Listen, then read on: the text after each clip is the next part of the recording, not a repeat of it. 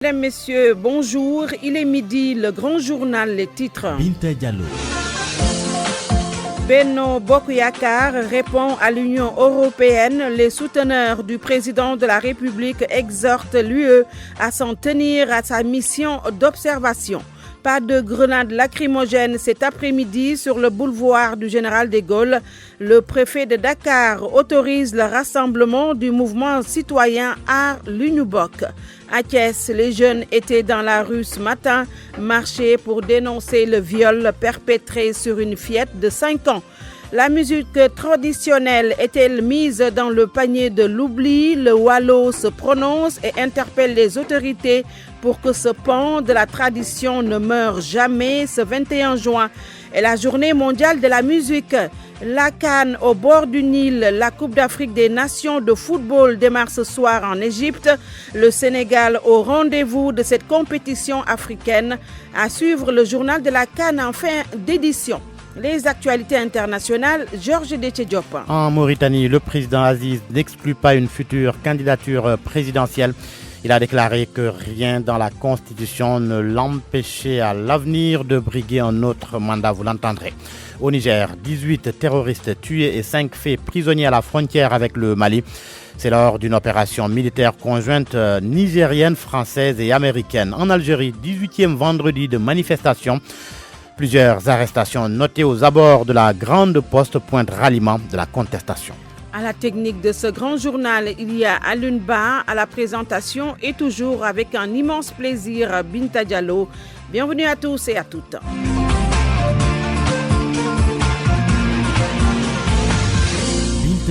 Benno Bokk Yakaar réagit suite à la sortie des observateurs de l'Union européenne, l'UE, qui recommande entre autres la suppression du parrainage citoyen aux élections locales.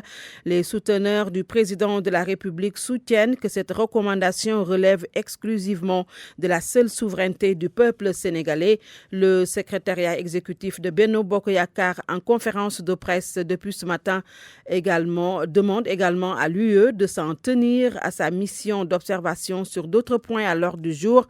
Mohamed Ali Mouba y reviendra, ce sera dans nos prochaines éditions. Le préfet de Dakar autorise la manifestation du mouvement citoyen Aar Li Ñu Bokk, rassemblement prévu cet après-midi au boulevard du Général de Gaulle. Aar Li Ñu Bokk en conférence de presse ce matin en prélude au rassemblement de cet après-midi. Le mouvement citoyen qui continue de réclamer la transparence dans la gestion de nos ressources naturelles. Le coordonnateur du collectif, Cheikh Tidiane Dièye, au micro de Pape Besdiba. Nous sommes restés déterminés dans notre engagement et volonté à tenir notre manifestation, quoi qu'il se passe. Nous avons déposé une demande à bonne date en respectant toutes les procédures en la matière. Le préfet de Dakar a finalement dû comprendre que tout le monde gagnerait à autoriser cette manifestation parce que notre démocratie en sortirait vainqueur. S'il l'aurait interdit, que nous aurions quand même manifesté, parce que c'est ce qu'on a vu vendredi dernier. Alors nous irons faire notre manifestation. Nous demandons aux Sénégalais de venir, de se rassembler comme jamais auparavant, de se mobiliser et de montrer leur détermination sans faille à faire en sorte que la lumière soit effective et qu'elle soit totale sur le dossier du pétrole et du gaz. Il l'aurait interdit, nous l'aurions quand même fait. Il l'a autorisé, nous en prenons acte. Nous sommes un mouvement responsable. Nous avons eu un plan d'action à très court terme avec 2 rassemblements, le vendredi dernier et celui d'aujourd'hui. Dès la semaine prochaine, nous réunirons l'ensemble des membres de ce mouvement. Tous les Sénégalais qui se sont retrouvés dans le combat et qui sont avec nous pour faire une évaluation, une rencontre, pour discuter, analyser ce qu'on a posé comme acte, les résultats que nous avons obtenus, et nous n'oublions pas la diaspora. Et c'est à la sortie de cette manifestation que nous mettrons en place un nouveau plan d'action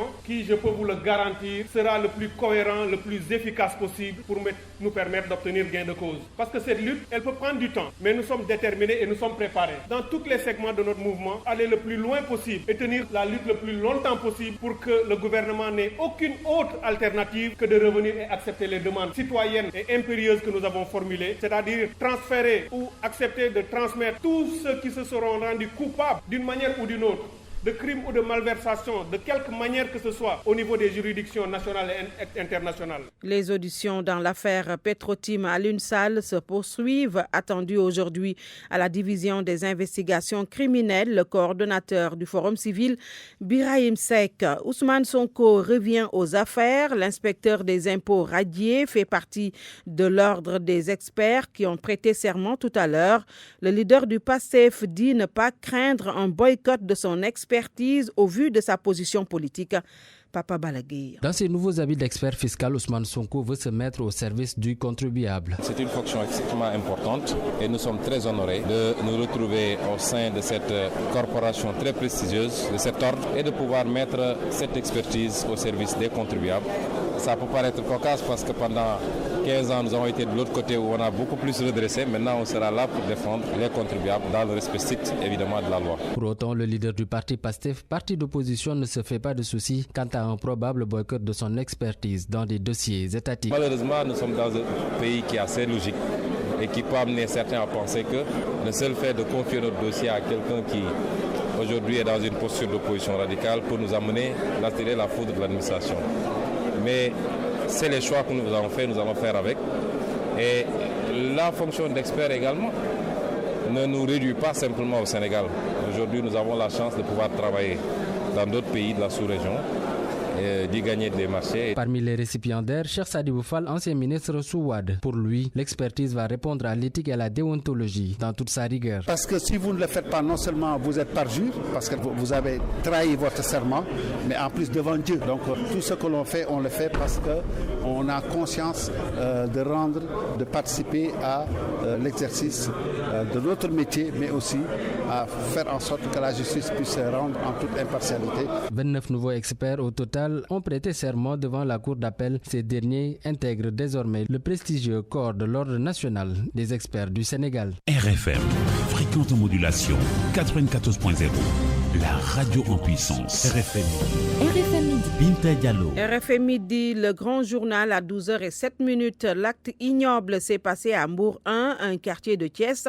Une fillette de 5 ans violée il y a de cela quelques jours. Pour dénoncer, les enfants de Kadior Dianken ont marché dans les rues de Thiès. Kadior Dianken, une structure pour la protection de l'enfant, a déposé un mémorandum auprès de la préfecture de la capitale du rail où nous retrouvons Anta Diop. La marche initiée par Kadior Dianken et les enfants issus des quartiers de Thiès a été l'occasion pour ces enfants d'asséner leurs 4 vérités aux autorités pour qu'elles prennent leurs responsabilités, et c'est pour leur signifier qu'ils en ont marre des violences, des viols dont ils sont victimes. Le niveau communautaire n'est pas en reste. La dernière, monsieur le préfet, c'est cette fillette de 5 ans abusée sexuellement ce dimanche 6 juin 2019. Nous interpellons les autorités à prendre des mesures dissuasives pour faire face à ces pratiques qui gangrènent notre société. Je terminerai en invitant tous les acteurs à la synergie des interventions pour un monde digne des enfants. Cela dit, l'adjointe au préfet de Thiès, Tigida Wage, a magnifié l'initiative des enfants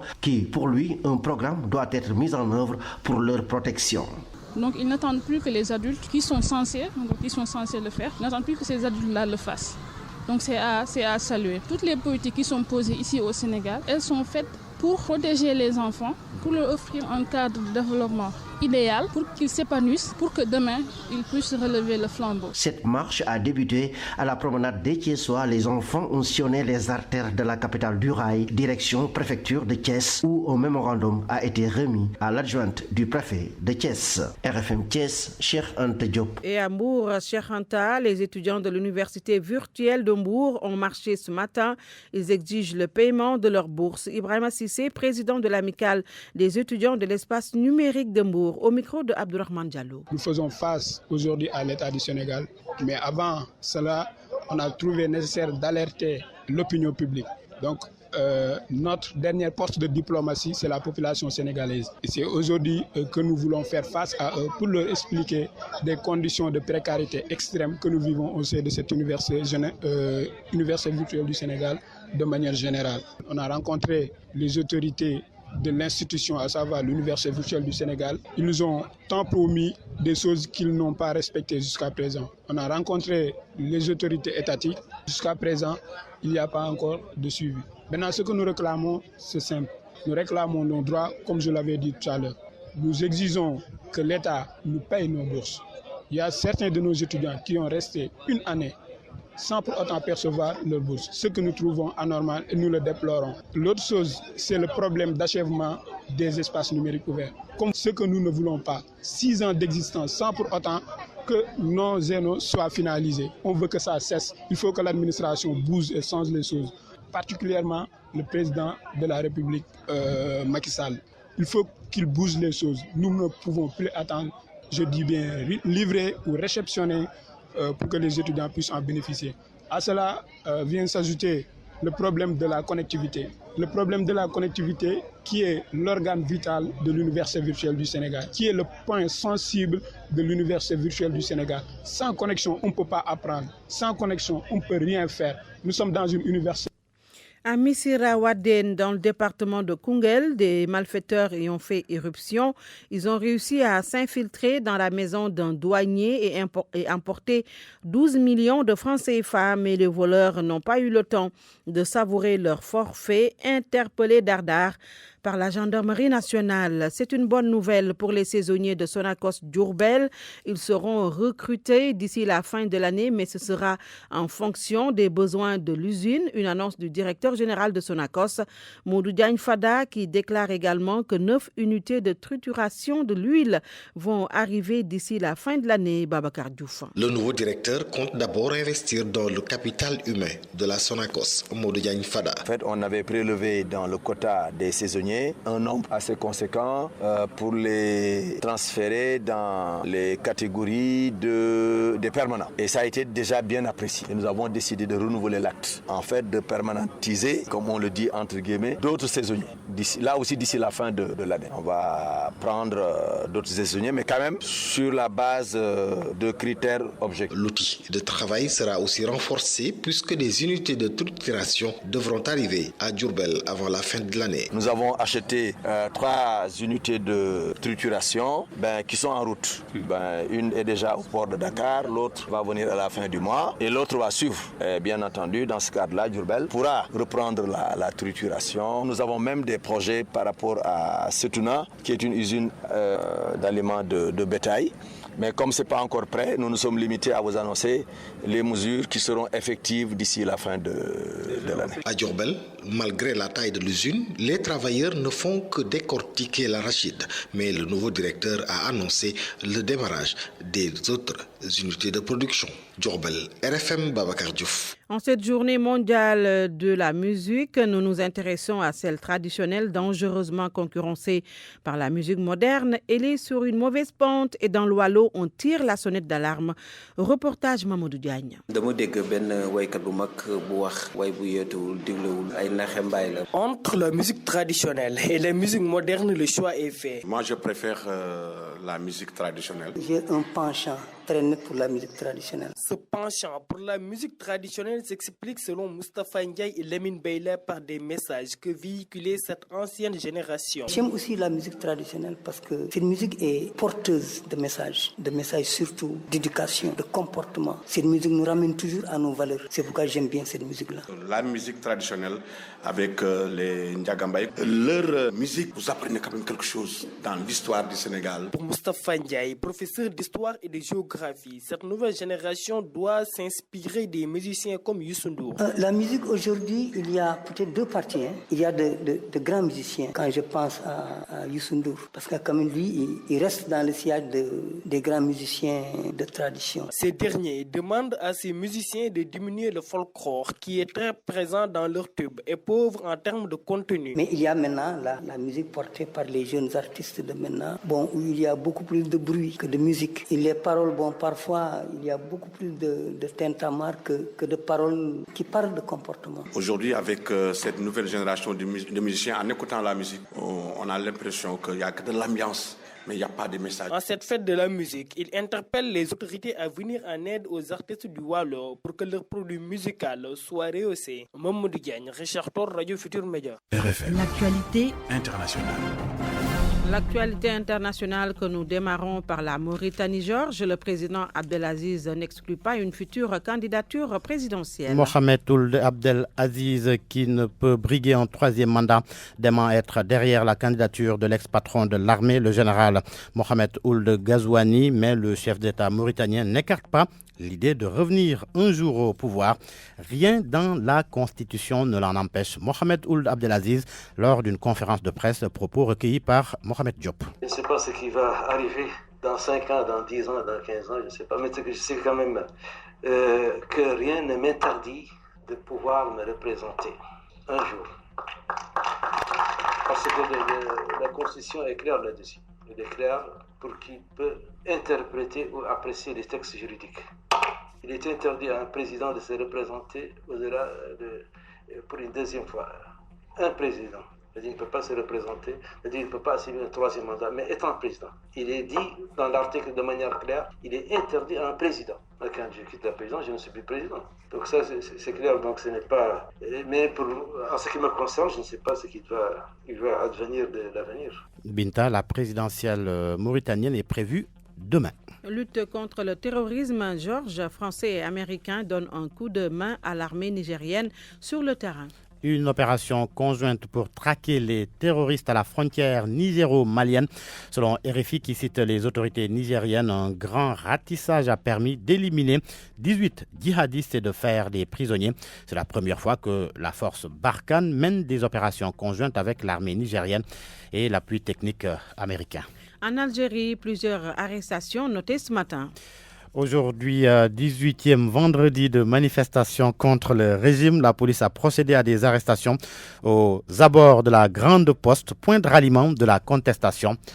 Salimatao. Une vingtaine d'hommes, essentiellement des jeunes, ont été interpellés par des policiers. Selon des témoins, les forces de l'ordre ont récupéré les pièces d'identité et les portables avant de les fouiller et de les faire monter dans des fourgons. Durant plusieurs vendredis, la police a procédé à des arrestations matinales avant de les relâcher en fin de journée, à plusieurs kilomètres du centre de la capitale. Depuis le 22 février, les Algériens sortent chaque vendredi massivement dans les rues, notamment à Alger, pour réclamer un changement du système politique en Algérie. Les manifestations, pourtant strictement interdites dans la capitale depuis 2001, ont été largement tolérées par la police.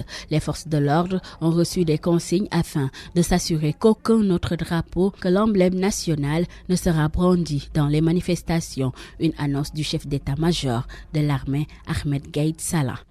En plus bref, en France, la terre a tremblé ce matin dans le Grand Ouest. Un séisme de magnitude 5,2 a été ressenti de la Bretagne à l'Aquitaine. Aucun dégât n'a été signalé pour le moment selon l'AFP, l'agence France Presse.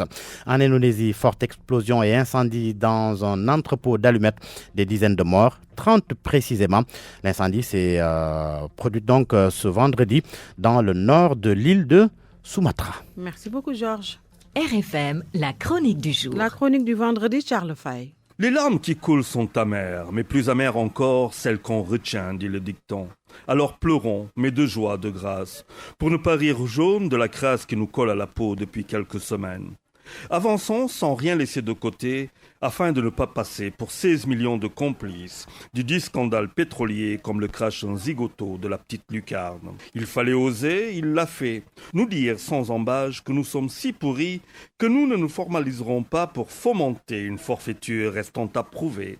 Voilà comment nous voit-on et comment voudrait-on nous voir désormais. N'est-ce pas, cher médecin, après la mort, gaillard de l'Union européenne, partenaire de taille à sa convenance et selon ses intérêts, qui donne le ton et dicte la cadence à nos politiques intérieures.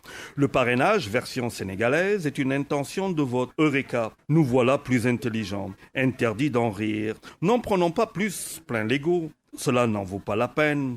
Nous savons tout de go ce qu'il nous reste à faire, intramuros. Les choses, comme les temps, ont changé.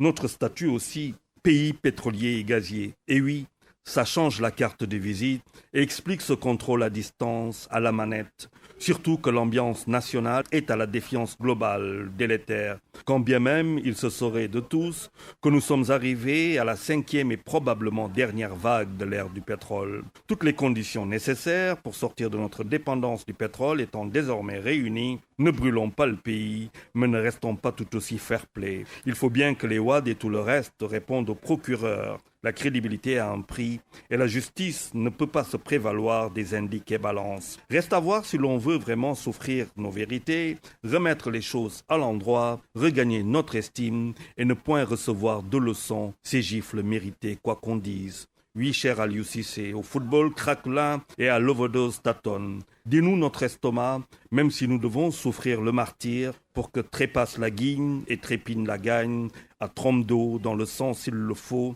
le visage ruisselant de larmes de joie. Nous en avons trop versé d'humiliantes pour en rajouter de noir pétrole, ce d'autant qu'il n'y a plus qu'une larme dans mes yeux. Alors autant ne pas en gaspiller et pleurer pour rien. À vous de nous faire rêver, Gaindé, et c'est possible. Juma Moubarak et bon week-end à tous. RFM, la presse du jour.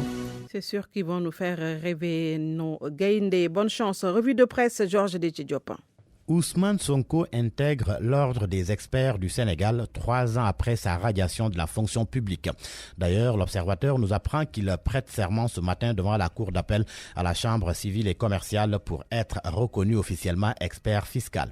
Ainsi, l'Obs affirme que Sonko revient aux affaires. Le leader de PASTEF revient aussi à la charge dans l'affaire Petrotim. Selon l'AS, il charge Macky Sall et son frère Aliou, ainsi que tous les ministères cités dans l'affaire des contrats pétroliers et gaziers signé en faveur de Petrotim. Selon Ousmane Sonko, dont les propos sont rapportés par le journal, le déroulement des événements laisse voir un conglomérat de malfaiteurs économiques.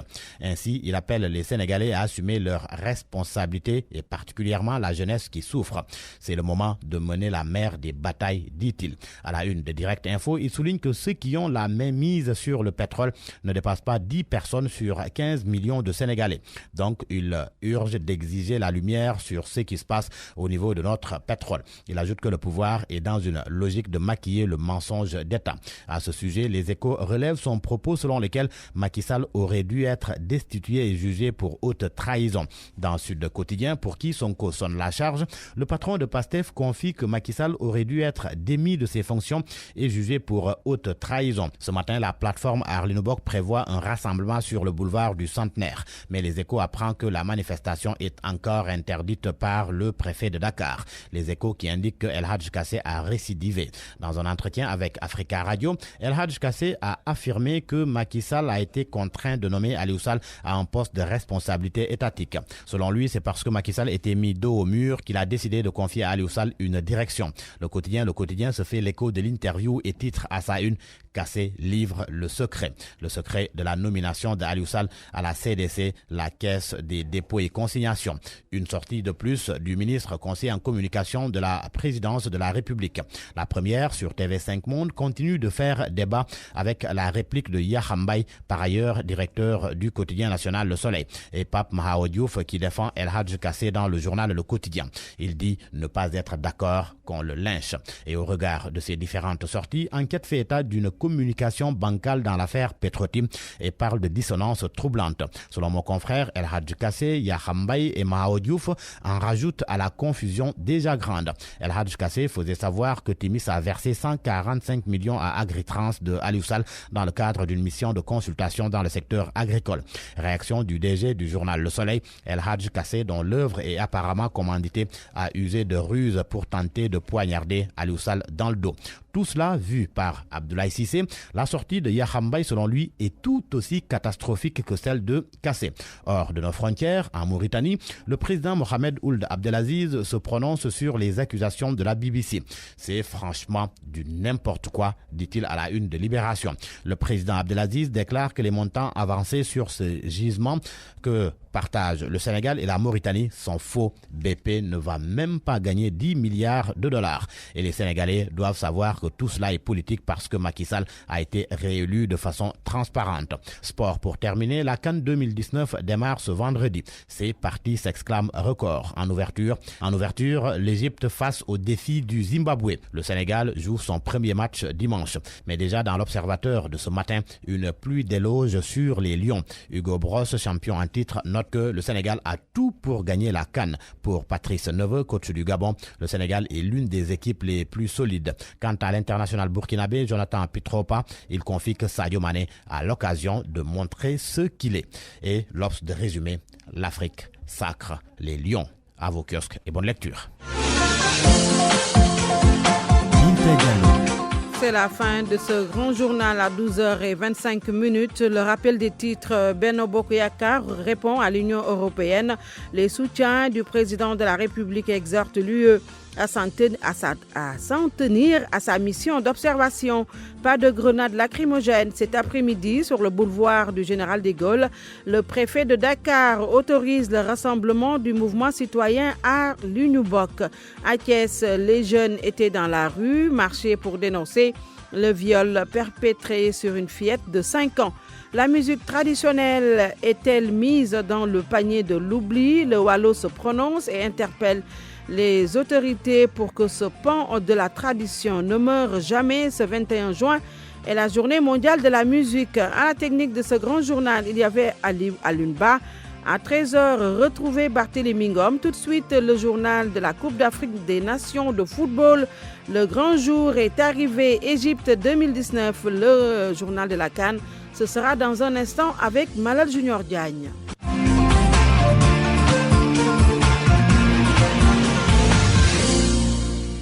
« 552 joueurs, 24 sélections, une pléthore de stars, le trophée suprême en jeu.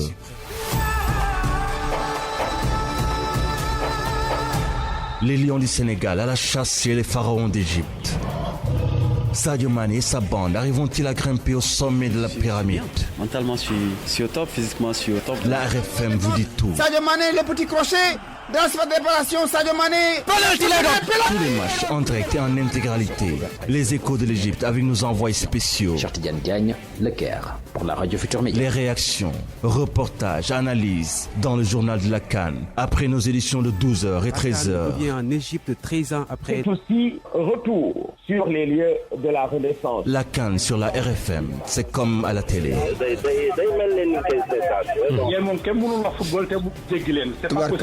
Mission accomplie, kontaan naa ci yow Diagne. Ah, gone nu dik waaye ma nga nuy daan. maa la wax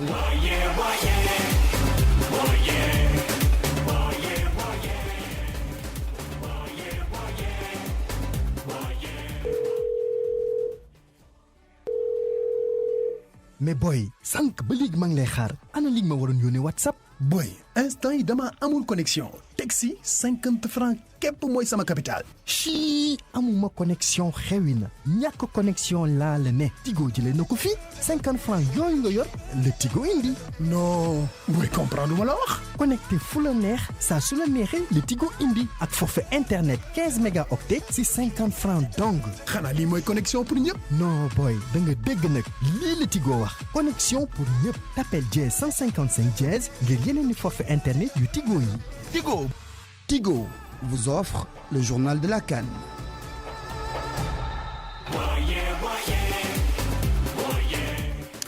Mesdames, Messieurs, bonjour et bienvenue dans ce premier numéro de la Coupe d'Afrique des Nations, jour de début de compétition. Premier numéro donc pour cette compétition qui va démarrer cet après-midi à 20h. Le premier match qui va opposer le pays organisateur, l'Égypte, cette fois championne d'Afrique face à l'équipe du Zimbabwe. Ce sera donc après la cérémonie d'ouverture prévue à 19h au Stade international du Caire. Comment analyser cette première affiche de la Coupe d'Afrique des Nations 2019 ? Le pays organisateur, pays le plus titré, face à une équipe régulière mais qui n'a pratiquement rien gagné en Afrique. Réponse de l'ancien international sénégalais Victor Diagne qui était ce matin l'invité des RFM. Tout le monde pense que l'Égypte aujourd'hui va s'en sortir. Mais attention, le Zimbabwe, pour moi, parfois les réalités socio-économiques ou culturelles peuvent jouer en la faveur d'une équipe. Si ça se passe ainsi, ça voudra dire que mentalement, ce sont des joueurs extrêmement bien préparés. Et le Zimbabwe, ces dernières années, fait partie des équipes les plus régulières dans les compétitions de ce genre. Maintenant, sur le plan intrinsèque, il n'y a pas de différence, il n'y a pas photo entre les Égyptiens et les Zimbabwéens. L'Égypte a la faveur des pronostics. Pourquoi? Parce qu'elle joue à domicile, parce qu'elle a gagné la Coupe d'Afrique 7 fois, dont 3 fois de suite. Donc, il n'y a certainement pas photo. Mais attention, les premiers matchs, c'est toujours extrêmement compliqué. Il y a le track, Enfin, tous ces paramètres-là peuvent entrer en jeu et peuvent être contre cette équipe qui reçoit. Le match Égypte-Zimbabwe, coup d'envoi 20h, match à suivre en direct. Nous prendrons l'antenne à partir de 19h15 pour donc débriefer autour de nos consultants et également prendre la température du Caire avec nos envoyés spéciaux que sont Solo-Thiam et Cheikh Tidiane Diagne, sans oublier Bakary Cissé. Et avec Momar Tchoun, Abdoulaye Diaw, on fera également le direct. Vous pourrez suivre ces rencontres, toutes les compétitions de la Coupe d'Afrique des Nations de football sur la RFM, la 94.0. Ce sera comme si vous étiez en Égypte. Dans la banlieue, quels sont les pronostics des amoureux du football? Qui est favori, qui ne l'est pas? Réponse dans ce reportage de Ndongoka. Trouvé devant un kiosque de journaux, Abdoulaye Diop discute avec ses amis du démarrage de la Coupe d'Afrique des Nations. Pour lui, il n'y a plus d'équivoque. Le Sénégal reste l'équipe favorite de cette compétition. L'effectif qu'on a là, c'est rare de le voir en Afrique. Quand tu vois la défense, le milieu de terrain, l'attaque, tout ça. Mais moi, je ne vois pas d'autres équipes. Mokoumba Mbaye, lui, est d'un autre avis. C'est parce que, précise-t-il, il se veut objectif. Il n'y a plus de petites équipes. Il ne faut jamais essayer de jouer individuellement. Le pays organisateur déjà est un pays de football, l'Égypte. Et il ne se laissera pas battre facilement. Mais ne dormons pas sur nos lauriers. Il y a le Nigeria, qui est un pays de football aussi. Il y a le Maroc, il y a l'Algérie. Toutes ces équipes-là ont eu une canne. Elles l'ont gagné. Donc ces équipes se positionnent devant le Sénégal. En tout cas, sur le plan du papier. Le vieux Omar Sey abonde aussi dans le même sens. Selon lui, toutes les équipes ont des arguments à faire valoir sur le terrain. N'importe qui peut gagner. Mais on peut citer à peu près 3 équipes. Il y a l'Égypte, on peut citer le Cameroun en tant que détentrice de la Coupe. Le Sénégal, il est tout le temps favori, mais sur les papiers. Ils seront donc 24 équipes et chacune va se jeter à fond pour mettre la main sur la Coupe. Nongoka Pikine, RFM.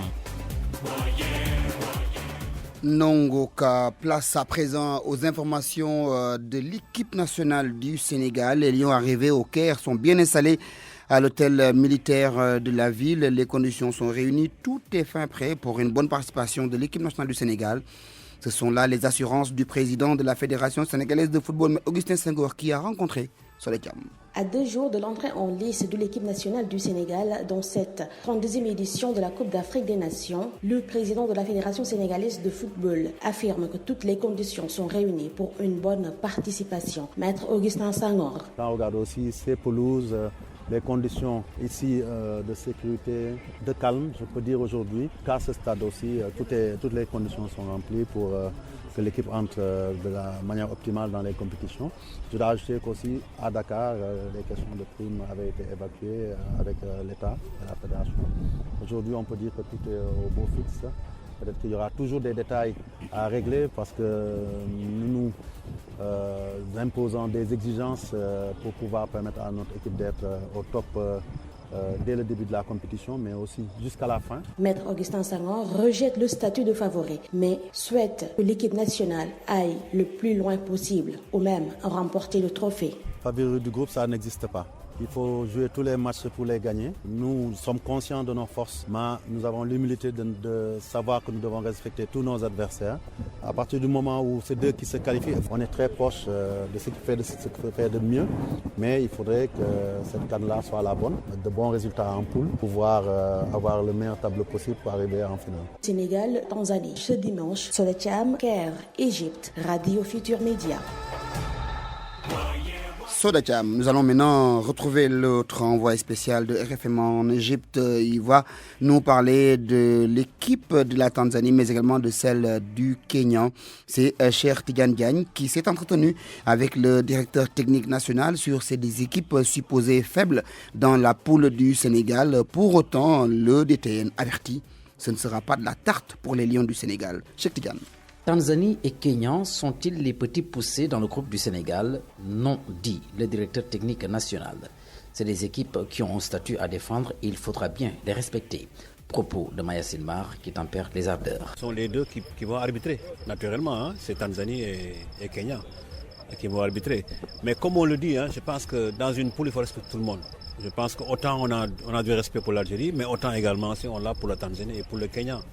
C'est des matchs de qualification, c'est des matchs que nous devons jouer sans pour autant effectivement nous poser des questions par rapport à ça. Je pense que il faudra pas juste mettre le nom, mais il faudra mettre effectivement au-delà du nom des joueurs de football comme vous, effectivement, qui savent jouer au football et pour lesquels effectivement il faut trouver des solutions pour les gagner. Mieux, l'encadrement technique a cherché à obtenir beaucoup d'informations sur les forces et faiblesses de la Tanzanie et du Kenya, des adversaires qui font figure d'épouvantail et qui peuvent bien créer la surprise. Mais c'est les mêmes informations que tout le monde a, naturellement, à travers effectivement donc l'UNSAT ou bien à travers effectivement les réseaux de renseignement.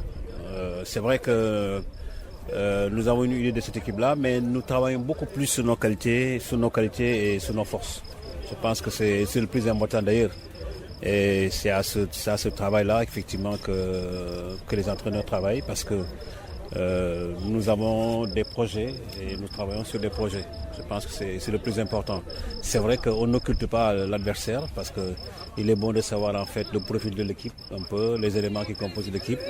Et pour ça, on a toutes ces informations-là. Sénégal-Tanzanie, c'est connu, se jouera sans Sadio Mané, le métronome des Lions. Mais pour Maya Silmar, il faudra faire abstraction et éviter la Sadio dépendance. C'est vrai que l'équipe n'a pas l'habitude de jouer sans lui, mais il est clair que pour aujourd'hui, je pense que il a confiance quand même aux autres et les autres également aussi sont capables effectivement de pouvoir effectivement jouer sans lui. Et comme on le dit, c'est vrai qu'il faut arriver effectivement à ce qu'on arrive à jouer sans pour autant effectivement que l'absence d'une personne gêne. Je pense que c'est comme ça une équipe. Quand ils ne sont pas là, les autres sont là. Je pense qu'il faut le comprendre comme ça. Face à la Tanzanie ce dimanche, les Lions, avec un statut de favori de leur groupe, ont une obligation de bons résultats, selon les spécialistes. Il faut gagner avec la manière pour marquer les esprits qui font des Lions de la Teranga un prétendant sérieux pour le titre majeur. Cheikh Tidiane Diagne, Le Caire, pour la Radio Futur Média. Cher Tidiane Diagne, dans cette compétition, il ne sera plus question de Teranga pour les Lions, puisque l'objectif est clair, affiché pour cette équipe coachée par Aliou Cissé. Il faut gagner la CAN. On a l'une des plus belles équipes, on est la première nation africaine, donc un statut à assumer, à défendre. Quelle est donc la mission assignée par le peuple sénégalais à l'équipe nationale du Sénégal? Ces Lions, en retour, invitent l'ensemble du peuple sénégalais, de quelque obédience, mais également de quelque religion que ce soit, à l'unité autour de l'essentiel pour l'atteinte des objectifs. RFM, par ma voix, invite donc les Sénégalais à s'unir autour de l'essentiel pour qu'enfin l'objectif et l'attente tant attendue puisse être puisse encore venir à Dakar et au Sénégal. C'est donc la Coupe d'Afrique des Nations de football. On peut le faire, on a les joueurs pour ça, on a l'équipe pour ça.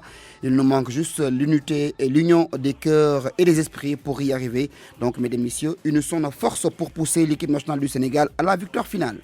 Retour sur la CAN 2018, l'une des déceptions du Sénégal, une déception marquée cette fois-ci par l'abandon du navire par le sélectionneur en pleine compétition. C'était à Tamale, Abdoulaye Diaw sur la CAN 2008. La Coupe d'Afrique des Nations revient à Accra, une de ces terres de prédilection où simplement le football africain, chez l'un des deux pays, a s'être très tôt ouvert au monde. Le Ghana, après l'Égypte, à l'époque où, c'est vrai, le pays de Kwame Nkrumah répondait encore du nom de Gold Coast, la Côte de l'Or. On va rappeler que le Ghana a été 4 fois champion également perdu 4 finales de Coupe d'Afrique. La CAN revient donc vraiment au pays des Brésiliens de l'Afrique, c'est comme ça qu'on les appelait. Celui de Mohamed Polo, de Abdou Razak, de Osei Kofi, de Abedi Ayou Pelé. Le groupe du Sénégal est domicilié à Tamale, où les Lions sont en compagnie de la Tunisie, de l'Angola et de l'Afrique du Sud. L'effectif du Sénégal est ainsi constitué. Tony Silva, Cheikh Tidiane Ndiaye et Bouna Koundoul sont les gardiens de but. En défense, vous avez Habib Bey, Abdoulaye Diagne Faye, Lamine Diatta, Ibou Faye, Souleymane Diawara, Dirandaou, Adama Sarr, Ibrahima Sonko, Moustapha Bayal Sall. À l'entrejeu, Pape Bouba Diop, Diomansi Kamara, Pape Malick Ba, Frédéric Mendy et Ousmane Ndoye. Les attaquants sont encore Henri Camara, Eladji Diouf, Pape Waigo Ndiaye, Babacar Gueye, Mamadou Niang, Pape Modou Sougou et Henri Kasperzak, l'entraîneur. C'est un franco-polonais qui a été demi-finaliste, vous le savez, de la Coupe du Monde 1974 sous le maillot de la Pologne. Lamine Ndiaye, ancien international sénégalais des années 80 et 90 et son adjoint. Mercredi 23 janvier 2008, le Sénégal, dans son premier match de groupe, est opposé à la Tunisie, autre bourreau et vieille connaissance depuis des générations. Les Tunisiens ouvrent le score au tout début de la partie, 9e minute, par Issam Djema. Bayal Sall va égaliser d'un tir de loin juste avant la mi-temps. Diomansi Kamara va donner l'avantage au Sénégal à la 67e minute au sortir d'une action non moins superbe de Henri Camara, encore lui. Alors que le Sénégal a donné l'impression de pouvoir conforter ce résultat depuis les balais offensifs, on va le rappeler, de ses attaquants que sont Eladji Diouf, Henri Camara, Diomansi Kamara et Mamadou Niang, c'est plutôt la Tunisie qui va égaliser encore en fin de partie à la 83e minute suite à un tir lointain de Majdi Traoui dont la trajectoire flottante va tromper Tony Silva. De partout à l'arrivée et au nul au goût de son pour le Sénégal. Tout va s'écrouler au deuxième match de poule. Nous sommes le dimanche 27 janvier 2008 face à l'Angola. L'entame est pourtant rassurante avec un but d'Abdoulaye Diagne Faye qui monte sur corner pour placer une tête à la 20e minute. Les Angolais sont fragilisés, affichent des limites techniques, mais déterminés et batailleurs sur les moindres détails. Le Sénégal va à la mi-temps avec son avantage d'un but. De retour des vestiaires, Manoucho égalise pour l'Angola. C'était la 50e minute. Le même Manoucho va faire plier le Sénégal à la 67e minute, puis au tour de Flavio de porter l'estocade de la tête, et ceci à la 78e minute, et ceci, comme on dit, dans la consternation générale, malgré la surveillance de Souleymane Diawara. C'est sur le terrain, sur le plan athlétique, que le Sénégal affichera globalement des manques pour tomber très, très lourdement. C'est la première fois d'ailleurs, depuis sa première participation à la CAN en 1965 en Tunisie, que l'équipe du Sénégal prend 3 buts dans un match de phase finale de Coupe d'Afrique des Nations. Le traumatisme est profond et destructeur. Kasperzak, l'entraîneur, réunit son entourage pour annoncer sa démission sur place. Les joueurs lui demandent d'aller jusqu'au bout. Il reste inflexible. Non seulement il va démissionner, mais il va abandonner l'équipe au Ghana sur les lieux de la compétition. Mbaye Ndoye, président de la Fédération sénégalaise de football, informe, va lui saisir le ministre des Sports, M. Issa Baye Samb, de l'acte de lâcheté de l'entraîneur franco-polonais qui ne retournera même pas au Sénégal. Sa faute est si lourde qu'elle prend des allures de trahison. Lui, l'ancien demi-finaliste de la Coupe du Monde sous le maillot de la Pologne. Mais comme les Sénégalais ne sont pas rancuniers, il ne sera même pas poursuivi en justice devant le tribunal arbitral du sport ou le comité olympique international. Et donc, son adjoint, Lamine Ndiaye, ancien international, qui prend les commandes sur les lieux, presque éliminé après 2 matchs sans victoire. Lamine Ndiaye, le nouvel entraîneur, essaie de remonter ses hommes pour le dernier match de groupe contre l'Afrique du Sud. Il procède à quelques retouches avec de la jeune chef, bien entendu. Bouna Koundoul est titulaire à la place de Tony Silva. Ibou Faye va faire ses débuts au poste de latéral gauche. Lamine Diatta revient en défense. Malick Ba aussi va faire son baptême du feu aux côtés de Bayal Sall et de Pabouba Diop. Et Diomansy Kamara que Modou Sougou va relayer dans le match. Pape Waïgo Ndiaye entrera à son tour à la place de Mamadou Niang. Le Sénégal se tire d'affaire avec un nul, un but partout, grâce surtout au meilleur buteur de tous les temps en équipe nationale du Sénégal, le percutant Henri Camara, qui revient soulager la souffrance en égalisant à la 36e minute après un but du Sud-Africain Van Heerden, intervenu dès la 13e minute. Baissé de rideau sur la CAN 2008 du Sénégal au Ghana entre Tamale et Koumassi. C'est ce début qui va certainement sonner la fin d'une génération qui est sur orbite depuis 2000, on va le rappeler, au Nigeria, où déjà Henri Camara a laissé entrevoir les qualités d'un futur grand pour le Sénégal, pour l'Afrique et pour le monde.